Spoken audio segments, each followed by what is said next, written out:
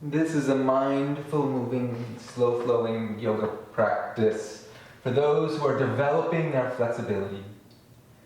We begin at the top of the mat, our feet about hip distance apart and parallel, finding a strong mountain pose, lifting up through the top of the head, creating space in the spine.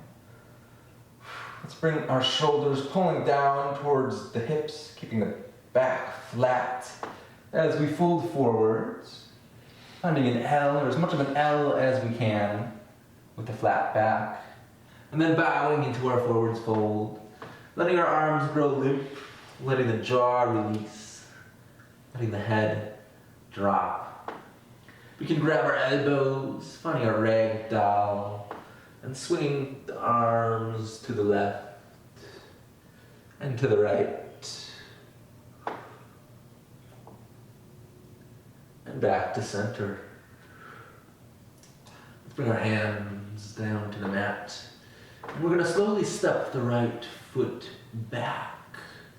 Bringing it into a warrior two, the back foot perpendicular. Lifting ourselves up. Opening our wingspan as we gaze over the middle finger, keeping the head upright as though you're being pulled up from the very top of the head, lifted as a string is pulling through your spine, so your spine is upright and erect. Let's squeeze our feet together while we're going to bring the right hand to the inside of the left foot. Revolved warrior two. You can come onto the back toes if that's easier. It's a little more intense in the leg to keep that foot perpendicular. Kind of helps to loosen up that lower back, if you can do it. And we'll lift ourselves back up into our warrior two.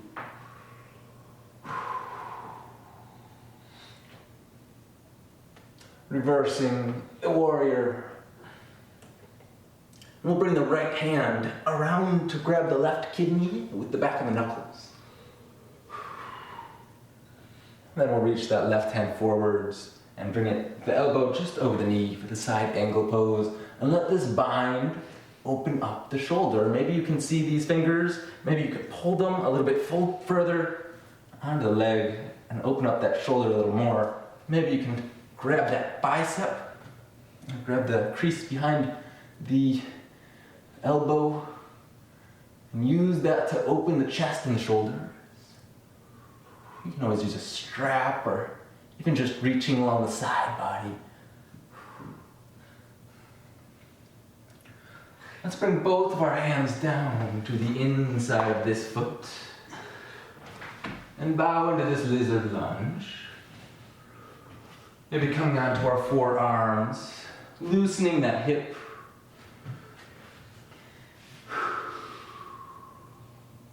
Coming onto the knife edge of the foot. And bringing that hip out to the side as you pull the right hip forwards and the left hip back and the left knee out to the left.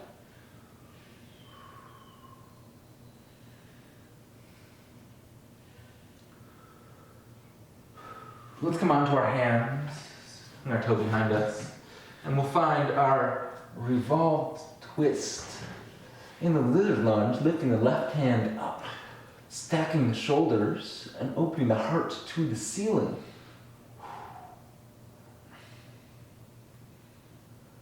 Breathing here into the lower back. We'll bring our hands down to the mat, tucking our toes behind us, lifting that back knee off of the mat. You can step back into our downward facing dog and pedal out the feet. Let's find a place where this left foot, the heel can grace the mats. And we'll lift the right foot out behind us and step that right foot forwards, spinning the back foot perpendicular to find the warrior two. Finding the warrior on this side, keeping those hips, pulling those feet together as we open the hips and open the shoulders and expand the arms. The full wingspan. Moving from the core, keeping the airplane arms, we're going to bring the left hand down to the inside of the right foot. You can come onto the back toes if that's easier for you, or if you can keep it perpendicular, you can make sure that the feet are pulling inwards and together, and see how that gives you a foundation that's opening up that back outer thigh and releasing the back, the lower left side of that back.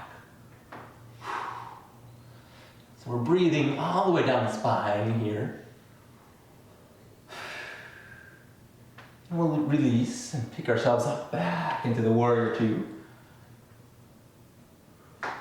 Keeping our arms straight into the straight line, sliding the chin behind the ears, the eyes gaze over the middle finger. We'll flip the palm, reverse the warrior, and take the left hand around to reach for the right kidney with the knuckles. Find this little bind here, and then pick it up. Finding the warrior two with the left arm still bound, keeping the bind. There you go. You can take the hand and see if you can bring it a little further. See if that helps you to open that shoulder up. Maybe you can bring that arm to grab the bicep or the crease of the elbow as you bring that arm down into our side angle pose. This is a prep for the bound side angle. So you can feel those shoulders opening up to the ceiling. Feeling the mid-back release. And we'll lift it up. And bring both of our hands down to the inside of this foot, spinning the back heel up, the back toes flat. The back knee can come down. And find our forearms and find the lizard lunge. Here we're pulling the right hip back and the left hip forwards, coming onto the knife edge of the foot as you bring the knee out to the side and open the hips. Maybe give yourself some little hip circles. Breathing all the way down into the hips. And noticing each exhale, you're releasing a little bit deeper into that stretch.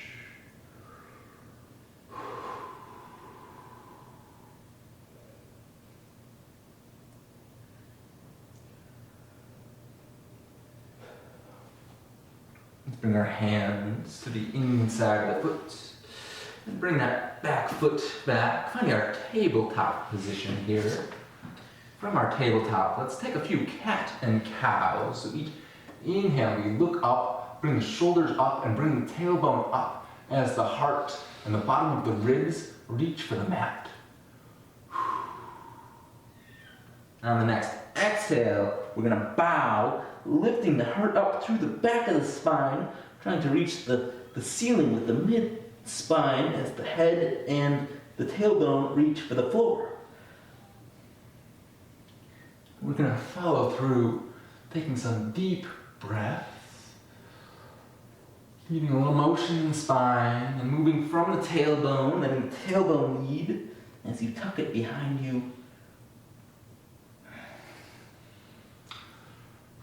Feeling that little bit of motion in the spine. Let's tuck our toes behind us, meeting in a neutral spine, finding our downward facing dog, Ardha Mukha Shavasana. Pedaling out those feet, feeling those shoulder blades engage onto the back, trying to bring your ears in front of those shoulders and those shoulders behind the back as you squeeze the mat together above your head. And seeing if you can lift the tailbone and use that to lengthen the spine. And let's take time to find our downward facing dog. Playing with different lengths of the feet as you pedal them to see what feels good in the spine. Maybe a long stance today. Maybe we'll walk ourselves forward inch by inch, finding a forward fold. And let's release into the fold. Grabbing our elbows, opposite elbow on top. Letting go of the neck, letting go of the jaw. Swinging the arms side to side like a rag doll. And we'll release the hands, hinging from the hips as we rise up. Growing our hands overhead and expanding as tall as we are. Let's add just a little standing back bend. We can bring our palms flat to the wall in front of us and bend the elbows a little bit into cactus arms as we open the heart above us. We'll bring our hands to our hearts, finding our standing mountain pose, finding the awareness of the weight on 2 feet, finding a stillness.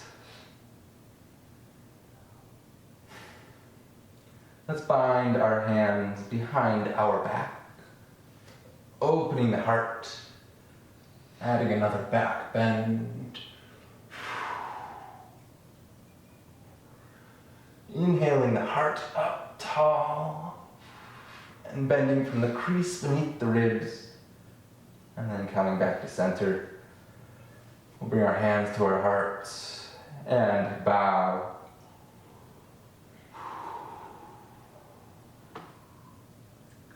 Finding your weight on all 4 limbs.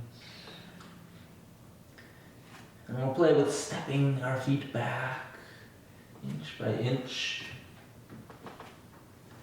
Finding our downward facing dog. Releasing the neck.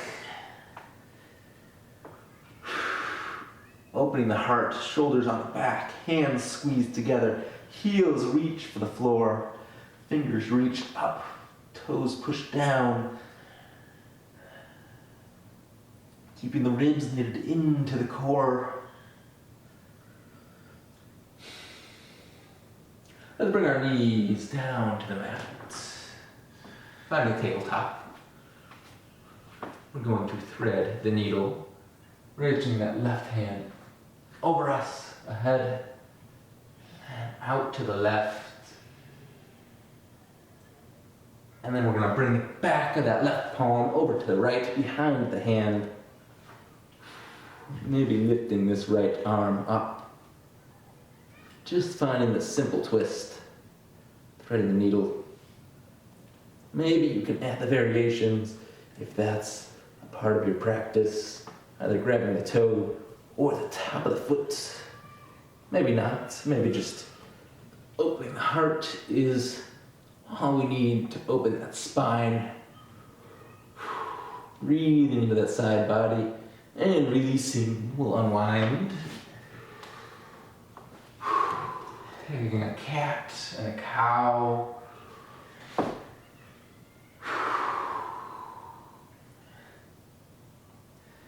And this time we'll reach the right arm overhead. And bring it out to the right, expanding it all the way. And then place the back of the palm all the way to your left. Coming out of the head and the shoulder, feeling that twist in the spine, releasing that left hand up and off the mat if you can, finding the neck muscles coming in line with the spine here, pressing all 5 fingernails into the mat, and lifting the other hand above us, maybe playing here with that other foot, if that's a part of your practice, to grab the toe, or to grab the top of the foot.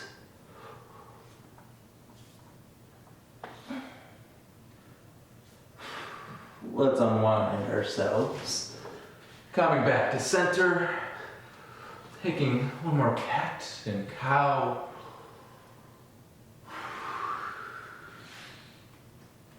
And finding a child's pose, letting the hips sink between the heels.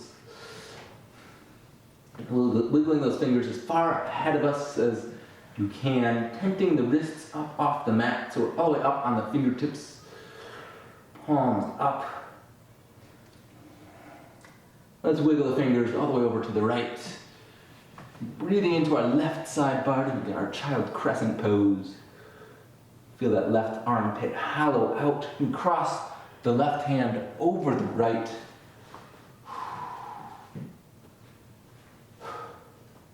And come back to center. Bringing our fingers as far ahead of us as we can. And then we'll walk the fingers off to the left. Breathing into the right side body. Let's cross the right hand over the left.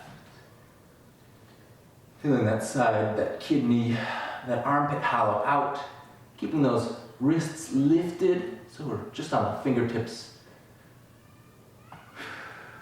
And coming back to center.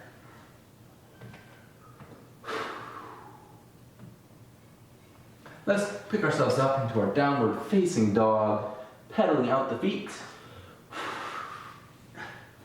Our apex for this sequence is the humble warrior. We're going to raise the right foot up behind us and step that right foot forwards between the hands.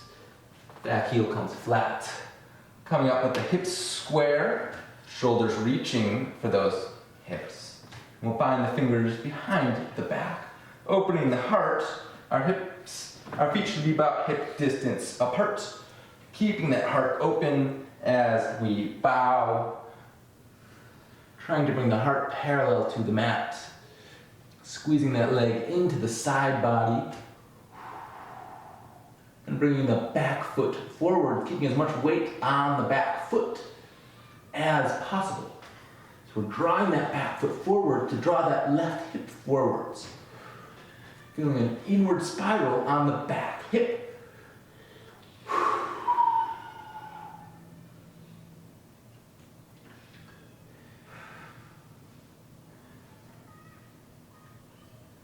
Let's release the bind.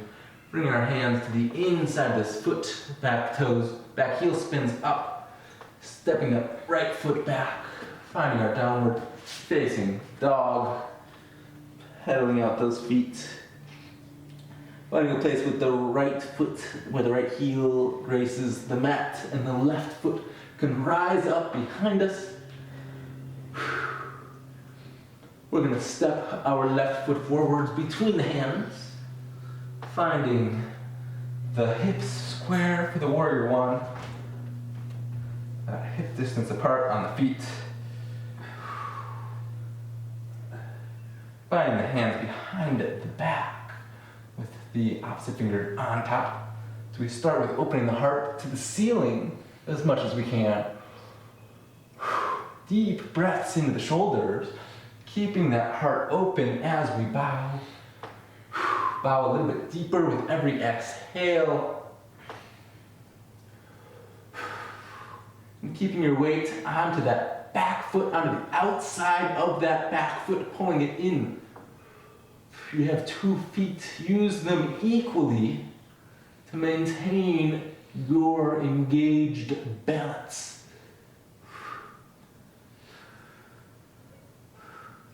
Breathing here as we bring that right hip to inward spiral, and that left hip pulls back. Try to square. Release our hands down to the inside of the foot. Lifting that left foot back, finding our downward facing dog, Ardha Mukha Svanasana, pedaling out the feet. And let's take some little baby steps forwards, inch by inch. Pedaling out the hamstrings as we come out onto the fingertips and find our forward fold. Taking a bow. Releasing the neck, letting the neck dangle. Let's bind the hands behind the back. One more time here.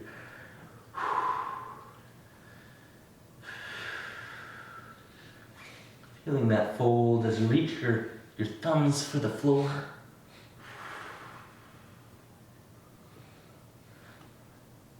And then we'll lift up. Standing tall, bringing our hands to our heart in our standing mountain pose. I hope you're a little bit loosened up, a little more limber. a little bit more conscious of our body and our mind and our present moment.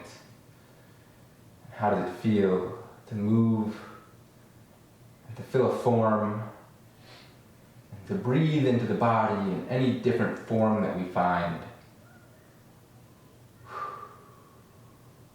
Cherishing that awareness and taking this sense of this peace, this balanced awareness with us through the rest of our day. The love and light in me honors the love and light in you. Namaste.